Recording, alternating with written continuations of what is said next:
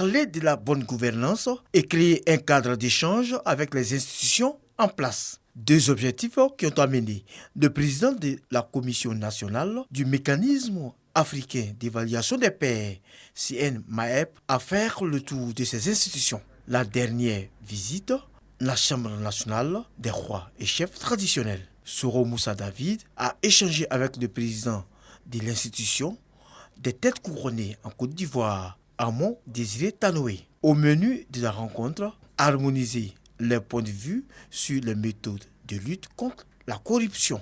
La CNMAEP travaille sur les questions d'évaluation. Vous savez que la CNMAEP travaille sur la question de la promotion de la bonne gouvernance. Vous savez également que la question de la bonne gouvernance est la troisième priorité de l'action gouvernementale au titre de l'année 2022. Et vous savez qu'au cœur de la bonne gouvernance, il y a les valeurs africaines. Il y a les valeurs que porte Sa Majesté. Donc venir le voir, c'est recevoir ses orientations, recevoir ses conseils pour que ces aspects soient intégrés parfaitement dans la mission de promotion que nous faisons pour la promotion de la bonne gouvernance.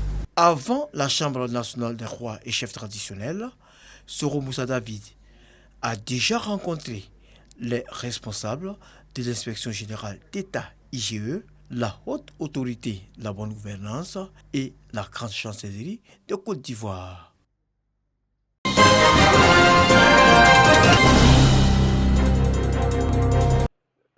La célébration de l'Aïd el-Fitr aurait pu tourner au drame à Bondoukou. Au lendemain de la fête, comme il est de coutume chaque année, des centaines d'enfants se sont rendus dans un glacier pour prendre une glace et passer du temps entre amis. Mais après la consommation de ce produit laitier, ils se sont tous retrouvés à l'hôpital. Je suis la maman des 3 enfants qui sont couchés là. Hier, ils étaient au glacier hier nuit. Donc, c'est après quand ils sont rentrés, ils ont commencé à vomir. Raison pour laquelle on est là. Le CHR de Bondoukou ne pouvant pas accueillir tous les malades, plusieurs cliniques de la ville ont été sollicitées, comme ici au centre de santé de la police nationale de Bondoukou.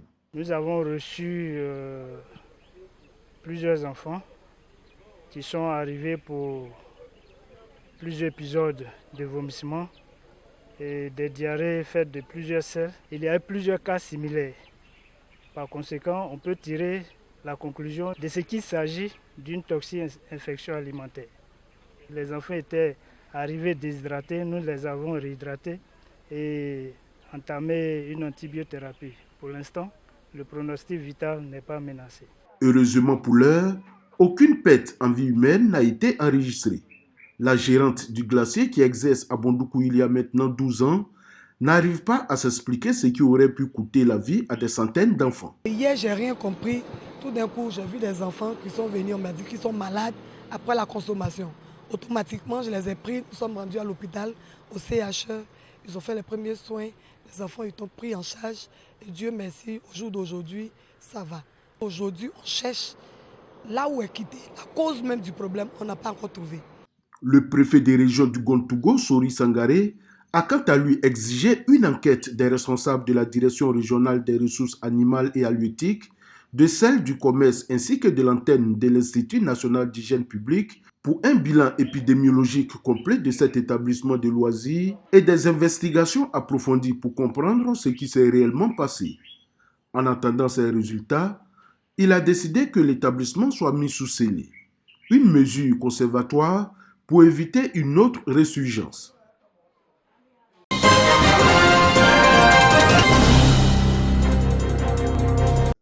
Par ses remises symboliques des dossiers et clés du football ivoirien, le nouveau président de la Fédération ivoirienne de football, Idriss Yacine Diallo, vient de prendre officiellement possession de la Maison de Verre.